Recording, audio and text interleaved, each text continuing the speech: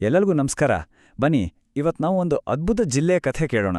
ಕರ್ನಾಟಕದ ದಕ್ಷಿಣದ ತುದಿಯಲ್ಲಿರೋ ಪರಂಪರೆ ಮತ್ತು ಪ್ರಕೃತಿ ಎರಡೂ ಒಂದಾಗಿ ಬೆರೆತು ಹೋಗಿರೋ ಚಾಮರಾಜನಗರದ ಕಥೆ ಇದು. ಬನ್ನಿ, ಈ ಕಥೆಯ ಆಳಕ್ಕಿಳಿಯೋಣ.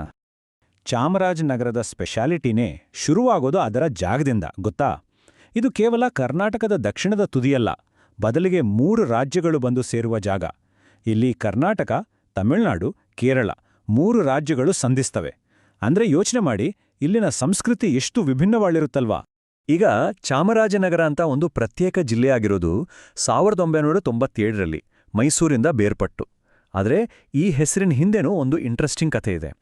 ಮೈಸೂರಿನ ಮಹಾರಾಜರಾದ 10ನೇ ಚಾಮರಾಜೇಂದ್ರ ಒಡೆಯರವರ ನೆನಪಿಗಾಗಿ, ಅವರ ಗೌರವಾರ್ಥವಾಗಿ ಈ ಜಿಲ್ಲೆಗೆ ಈ ಹೆಸರು ಬಂತು.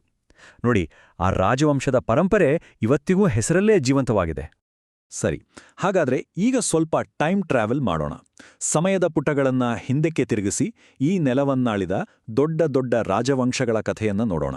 ಅವರ ಹೆಜ್ಜೆಗುರುತುಗಳು ಇವತ್ತಿಗೂ ಇಲ್ಲಿ ಹೇಗೆ ಕಾಣಿಸುತ್ತೆ, ಈ ಜಾಗಕ್ಕೆ ಅದರದೇ ಆದ ಒಂದು ಐಡೆಂಟಿಟಿಯನ್ನ ಹೇಗೆ ಕೊಟ್ಟು ಅಂತ ತಿಳ್ಕೊಳ್ಳೋಣ. ಈ ಟೈಮ್ಲೈನ್ ನೋಡಿದ್ರೆ ನಮಗೊಂದು ಕ್ಲಿಯರ್ ಪಿಕ್ಚರ್ ಸಿಗುತ್ತೆ. ನೋಡಿ, ಗಂಗರಿಂದ ಶುರುವಾಡಿ ಆಮೇಲೆ ಚಾಲುಕ್ಯರು, ಹೊಯ್ಸಳರು, ಕೊನೆಗೆ ಮೈಸೂರು ಒಡೆಯರ್ವರೆಗೂ ಇಲ್ಲಿ ಬಂದ ಪ್ರತಿಯೊಂದು ರಾಜವಂಶನೂ ಈ ಜಾಗದ ಮೇಲೆ ತಮ್ಮದೇ ಆದ ಒಂದು ಸಾಂಸ್ಕೃತಿಕ ಮುದ್ರೆಯನ್ನ ಒತ್ತಿದ್ದಾರೆ. ಅವರ ಕಾಲದಲ್ಲೇ ಚಾಮರಾಜನಗರ ದಕ್ಷಿಣ ಕರ್ನಾಟಕದ ಒಂದು ಬಹುಮುಖ್ಯ ಧಾರ್ಮಿಕ ಕೇಂದ್ರವಾಗಿ ಬೆಳೆದಿದ್ದು. ಓಕೆ, ಇತಿಹಾಸದ ಕಥೆ ಆಯ್ತು. ಈಗ ಚಾಮರಾಜನಗರದ ಆತ್ಮದ ಹತ್ತಿರ ಹೋಗೋಣ. ಅದೇನ್ ಗೊತ್ತಾ? ಇಲ್ಲಿನ ನಂಬಿಕೆ ಮತ್ತೆ ಪ್ರಕೃತಿಯ ನಡುವೆ ಇರೋ ಒಂದು ಅದ್ಭುತವಾದ ಸಂಬಂಧ. ಇಲ್ಲಿನ ಜನರ ಜೀವನದಲ್ಲಿ ಇವೆರಡೂ ಹೇಗೆ ಒಂದಕ್ಕೊಂದು ಬೆಸೆದುಕೊಂಡಿದೆ ಅನ್ನೋದೇ ಈ ಜಿಲ್ಲೆಯ ನಿಜವಾದ ಸೌಂದರ್ಯ. ಈ ಪ್ರದೇಶದ ಸ್ಪಿರಿಚುವಲ್ ಲ್ಯಾಂಡ್ಸ್ಕೇಪ್ ಅಂತ ಹೇಳಿದ್ರೆ ಅದು ಈ 3 ಪವಿತ್ರ ಬೆಟ್ಟಗಳು.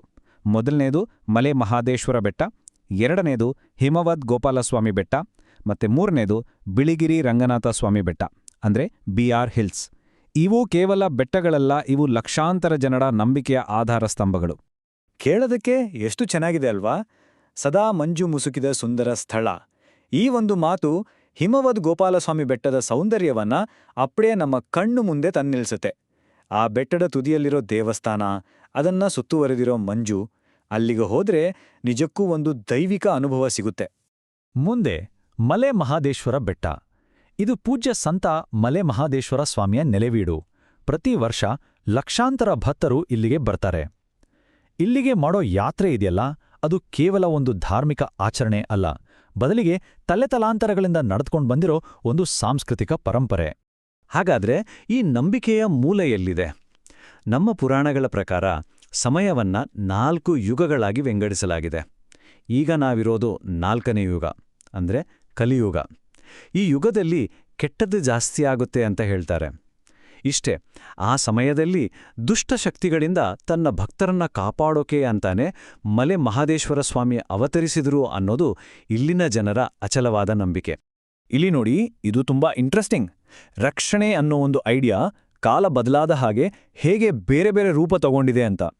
ಒಂದ್ಕಡೆ ಪುರಾಣದ ಕತೆ ಪ್ರಕಾರ ಕಲಿಯುಗದಲ್ಲಿ ಭಕ್ತರನ್ನ ಕಾಪಾಡಿದ ದೈವಶಕ್ತಿ, ಇನ್ನೊಂದ್ ಕಡೆ ಅದೇ ನೆಲದಲ್ಲಿ ಇವತ್ತಿನ ದಿನದಲ್ಲಿ ಅಮೂಲ್ಯವಾದ ಕಾಡು ಪ್ರಾಣಿಗಳನ್ನು ರಕ್ಷಣೆ ಮಾಡ್ತಾ ಇರೋ ಬಂಡೀಪುರ ನ್ಯಾಷನಲ್ ಪಾರ್ಕ್. ನೋಡಿ, ರಕ್ಷಣೆಯ ಪರಂಪರೆ ಹಾಗೆ ಮುಂದುವರೆದಿದೆ ಅಲ್ವಾ? ಬಂಡೀಪುರ ಅಂದ್ರೆ ಸುಮ್ಮನೆ ಒಂದು ಕಾಡಲ್ಲ, ಅದೊಂದು ಜೀವಂತ ಜಗತ್ತು. ಇದು ಭಾರತದ ಪ್ರಮುಖ ಟೈಗರ್ ರಿಸರ್ವ್ಗಳಲ್ಲಿ ಒಂದು. ಇಲ್ಲಿ ಆನೆ, ಹುಲಿ, ಚಿರತೆ ಹೀಗೆ ಎಷ್ಟೋ ಪ್ರಾಣಿಗಳಿಗೆ ಇದೆ ಸುರಕ್ಷಿತವಾದ ಮನೆ.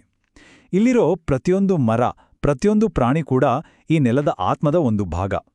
ಇದು ನೀಲಗಿರಿ ಬಯೋಸ್ಪಿಯರ್ ರಿಸರ್ವ್ನ ಒಂದು ಪ್ರಮುಖವಾದ ಅಂಗ ಕೂಡ ಹೌದು. ಸರಿ, ಇಷ್ಟೆಲ್ಲ ಶ್ರೀಮಂತ ಇತಿಹಾಸ, ಅದ್ಭುತ ಪ್ರಕೃತಿ ಇರೋ ಈ ಜಾಗದಲ್ಲಿ ಇವತ್ತಿನ ಚಾಮರಾಜನಗರದ ಜನರ ಜೀವನ ಹೇಗಿದೆ, ಅವರ ಆರ್ಥಿಕತೆ, ಅವರ ದೈನಂದಿನ ಬದುಕು ಯಾವುದರ ಮೇಲೆ ನಿಂತಿದೆ? ಬನ್ನಿ, ಈಗ ಅದನ್ನ ನೋಡೋಣ. ಈಗಿನ ಎಕಾನಮಿ ಪಿಕ್ಚರ್ ನೋಡಿದ್ರೆ ಕೃಷಿಯೇ ಇಲ್ಲಿನ ಜೀವಾಳ ಅನ್ನೋದು ಸ್ಪಷ್ಟ. ಆದರೆ ಇಲ್ಲಿನ ಆರ್ಥಿಕತೆಯ ವಿಶೇಷತೆ ಏನು ಅಂದ್ರೆ ಟೂರಿಸಂ ಮತ್ತೆ ಫಾರೆಸ್ಟ್ರಿ ಕೂಡ ದೊಡ್ಡ ಪಾತ್ರ ವಹಿಸುತ್ತೆ. ಸೊ ಇವೆರಡೂ ಕೂಡ ನೇರವಾಗಿ ಜಿಲ್ಲೆಯ ಪವಿತ್ರ ಸ್ಥಳಗಳು ಮತ್ತೆ ನೈಸರ್ಗಿಕ ಸೌಂದರ್ಯದ ಮೇಲೆಯೇ ಡಿಪೆಂಡ್ ಆಗಿದೆ. ಹಾಗೆ ಕೃಷಿ ಅಂತ ಬಂದಾಗ ರಾಗಿ, ಜೋಳ ಮತ್ತೆ ಅರಿಶಿಣ ಇಲ್ಲಿನ ಪ್ರಮುಖ ಬೆಳೆಗಳು. ಈ ಬೆಳೆಗಳು ಕೇವಲ ಹೊಟ್ಟೆ ತುಂಬಿಸೋದು ಮಾತ್ರ ಅಲ್ಲ, ಬದಲಿಗೆ ಇಲ್ಲಿನ ಜನರ ಸಂಸ್ಕೃತಿ, ಅವರ ಸಂಪ್ರದಾಯಗಳ ಜೊತೆನೂ ಆಳವಾಗಿ ಬೆರೆತು ಹೋಗಿವೆ. ಸೊ ಈ ಇತಿಹಾಸ, ನಂಬಿಕೆ, ಪ್ರಕೃತಿ ಮತ್ತೆ ಇವತ್ತಿನ ಆರ್ಥಿಕತೆ ಇದೆಲ್ಲವನ್ನೂ ಒಟ್ಟಿಗೆ ಸೇರಿಸಿ ನೋಡಿದಾಗ ಚಾಮರಾಜನಗರದ ಭವಿಷ್ಯದ ದಾರಿ ಯಾವುದು ಅಂತ ಅನ್ಸುತ್ತೆ. ಚಾಮರಾಜನಗರದ ಕಥೆಯ ಸಾರಾಂಶವೇ ಇದು.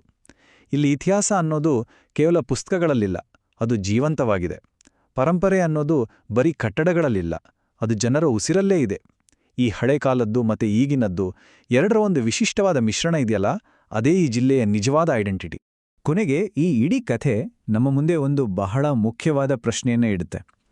ತನ್ನ ನೆಲದ ಜೊತೆ, ತನ್ನ ಮಣ್ಣಿನ ಜೊತೆ ಇಷ್ಟೊಂದು ಆಳವಾಗಿ ಬೆಸ್ತುಕೊಂಡಿರೋ ಪರಂಪರೆಯನ್ನ ಉಳಿಸ್ಕೊಂಡೇ ಒಂದು ಪ್ರದೇಶ ಪ್ರಗತಿಯ ದಾರಿಯಲ್ಲಿ ಹೇಗೆ ಸಾಗಬಹುದು?